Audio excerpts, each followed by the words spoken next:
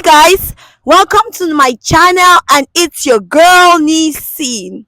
I just want to take this time to say thank you for the support, the views, the likes, the comments. It's super encouraging when I see you support your girl like this. I'm not going to take so much of your time, and if you hear my voice being a bit more cracked, please don't feel some type of way. I've been so busy and I've struggled with a crack voice. At some point I was talking like this and that wasn't cute. But yeah, I'm just gonna go right into this video. And today's video basically is me talking about life as a child, as a PK. Now a lot of you will be asking, what is a PK? Let me ease you into it, honey. But before I do, don't forget to give me a like, subscribe, comment, tell me whatever your experiences are if you agree. And yeah, let's get right into it. A PK is actually means pastor's kid. And yeah, for some of you who don't know me, or most of you who do not know me, I am proud to say that I am a pastor's kid. I grew up in a very spiritual, religious, and well formed family. And I just want to share my experiences as a child of a pastor.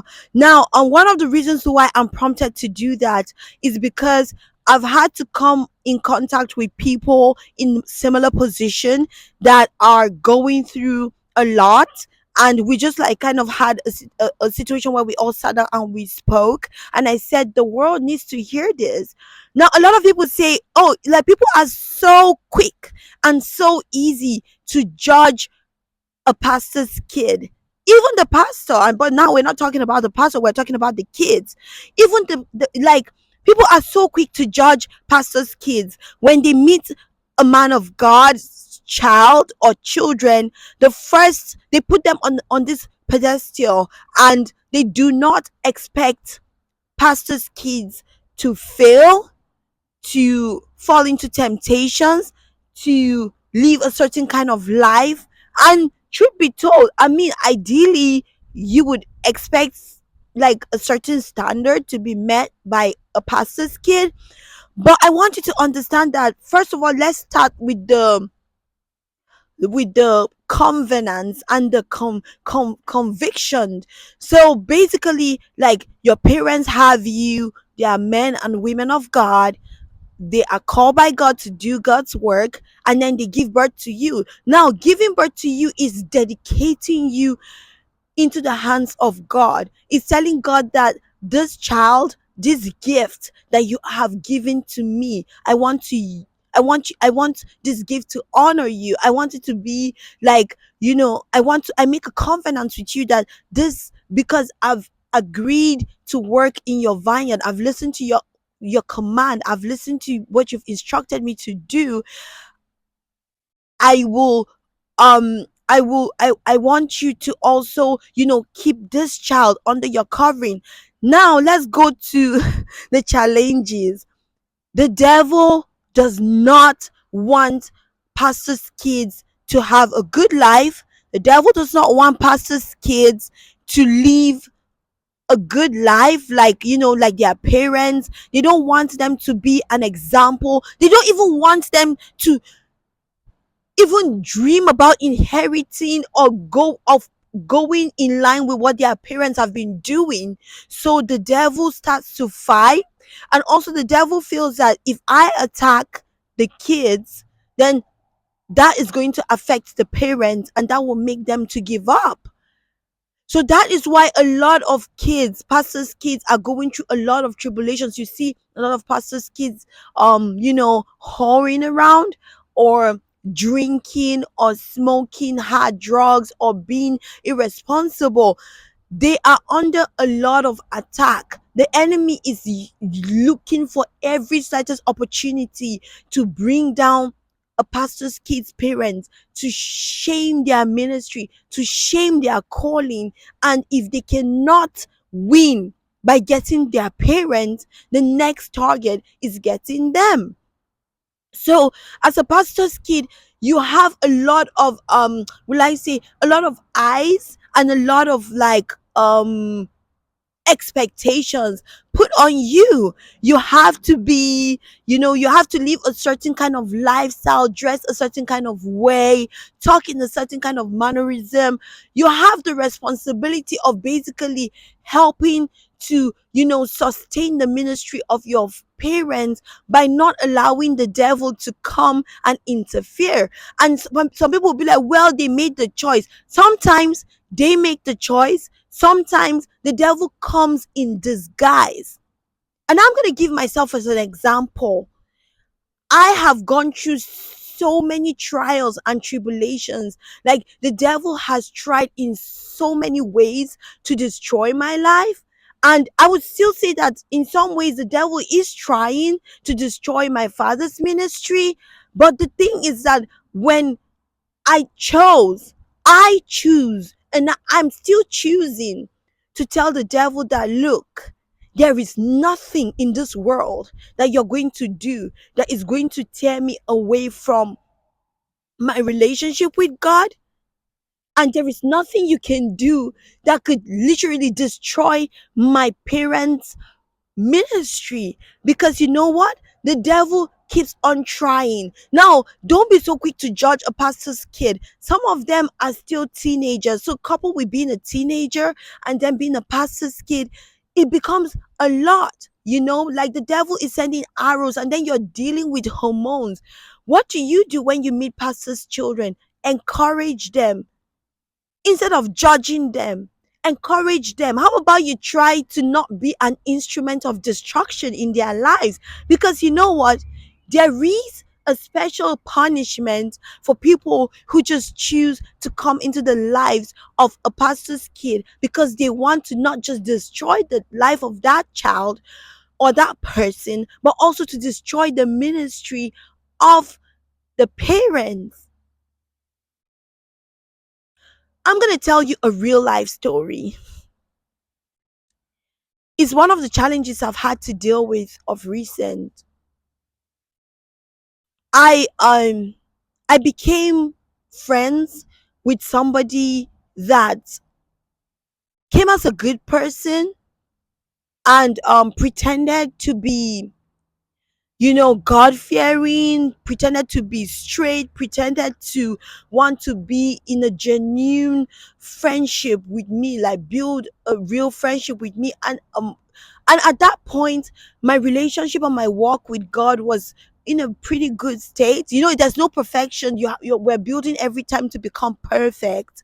And at that point in time, I let that friendship in, and that friendship over the years was beginning to eat at my relationship with God. From that person saying, oh, too tired to pray, or just dragging you into activities that will pull you away from God. And when I noticed it, I started to have a struggle. And I was like, look, not just because I'm a pastor's kid, but I'm a child of God, and I have built a relationship with God that I don't want anybody to try to tear me away from.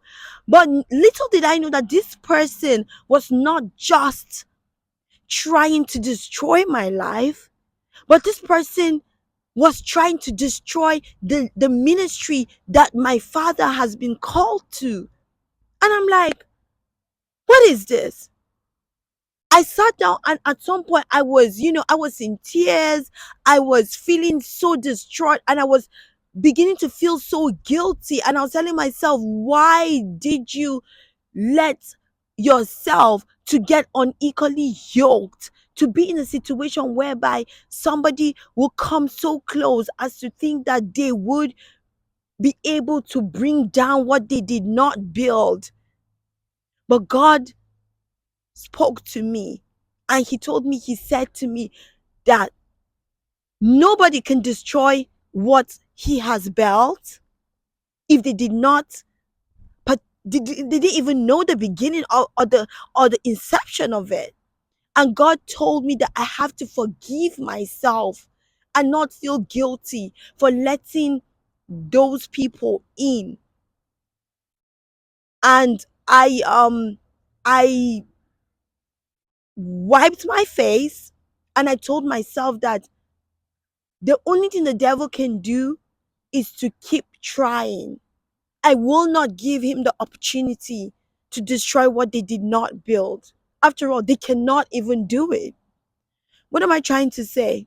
If you know any pastor's child, to be honest, pray for them. If you're friends with them, pray for them, encourage them. Don't tell them, oh, you're a pastor's kid, you shouldn't be doing that.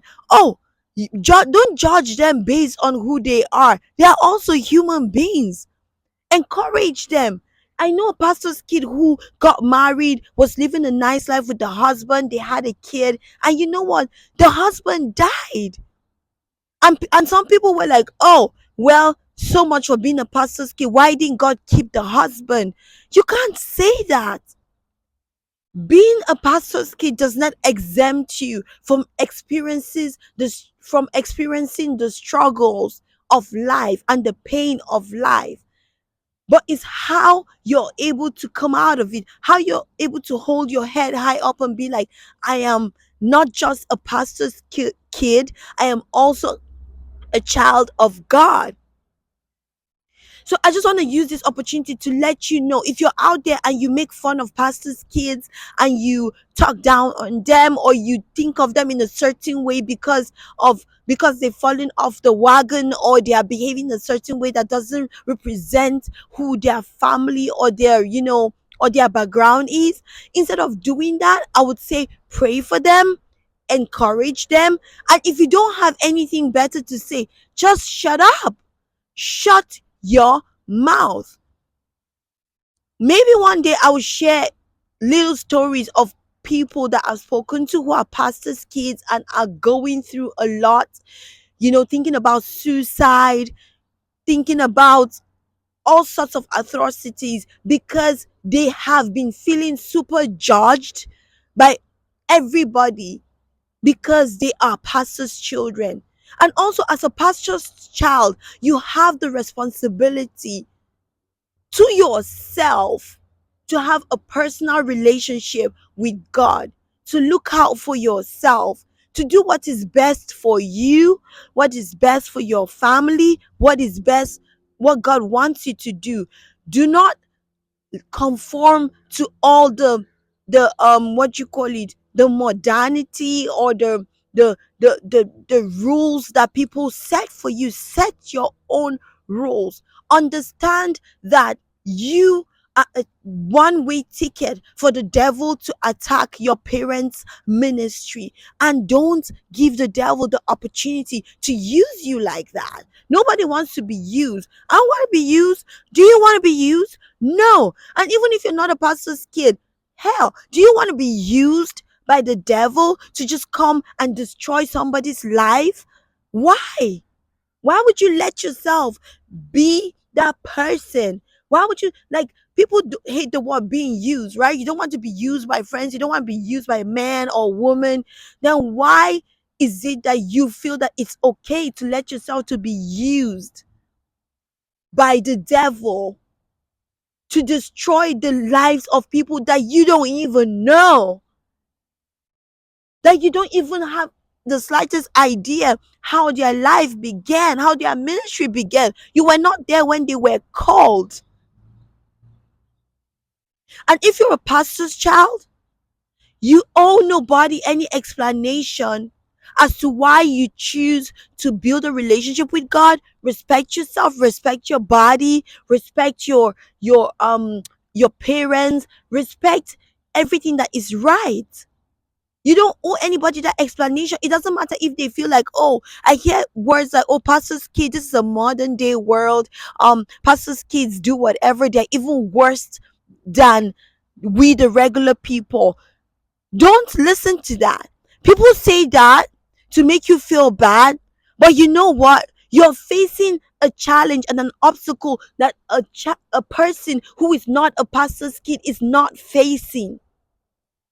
And if you listen to people like that, people that talk like this are people that have no direction in their lives. They are not Because for them to say, oh, you're even worse than people that are not pastors' kids, which is themselves, they are saying that because they are so bad and they are looking for people who they could justify that are worse than them and they are supposed to be better. But nobody is judged. And I'm not going to judge anybody for saying, oh, because they're not pastors' kids, they are not um purpose filled, or they are not facing attacks. I'm not saying that. This is just peculiar that I want you to understand that when you have friends that are pastors' children, sorry, I'm staring at a bird. It's beautiful. if if you have friends that are pastors' children, they need your love, they need your support, they need your prayers, they need your encouragement. And you know what? If you know that you don't want to be an instrument of destruction and an instrument in the hands of the devil, then do not than for you to come to the life of a pastor's kid and then you know your intentions are not pure. It's better you stay away, because you're incurring upon yourself a much more bigger sort of punishment if your deal is to come in and make things worse. Because even if you feel like they are bad, stay the hell away. I just want you to know that there is so much going on behind the scene for people that are linked to the calling of God in one way or the other. And I want to use the opportunity to tell you that if you're a pastor's kid, I see you, I encourage you that it's not too late for you to retrace your steps back and for you to find your balance in Christ and for you to rebuild all that you've lost. It's not too late, and God can renew you. God can give you a new body. God can give you a new testimony. God can give you new relationships. God can bless you in ways beyond, like you, it would never, it would be like you never lost anything. And if you're a pastor's kid and you have a story you want to share, my comment section are wide open. But I just want to use this opportunity to say that on behalf of all the pastors' children out there, I am saying to the devil that you are picking on the wrong set of people. So there's no space for you here. And it doesn't matter what you do, it doesn't matter how hard you try to push on us. I choose to rise above it.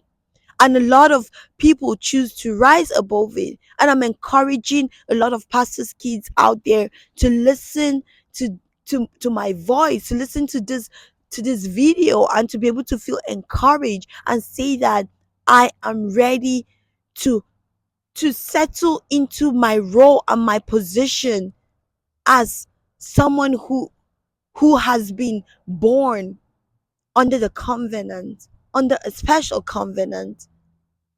Well, I hope you enjoyed the video. I know it got a little spiritual, or maybe a lot, but yeah, I just wanted to share this because it was heavy on my heart, and I would love to give you like very detailed story. But the reason why I did not is because I'm reserving that for a very special time where I'm going to share a lot more with you on attacks from being the child of a pastor. But I want to let you know that I'm proud to be one. And if you're not proud to be one, girl, boy, go get your proud hat, because we are the shit. Maybe I'm not supposed to use that word. But yeah, more like we, like you are important. And I'm not saying other people are not important. You all are important. For all those people that are supporting pastors' children with encouragement, with prayers, with love, with coverings, I just want to say thank you. You are doing great and keep up the good work. And until next time, guys, thank you and bye. Mwah.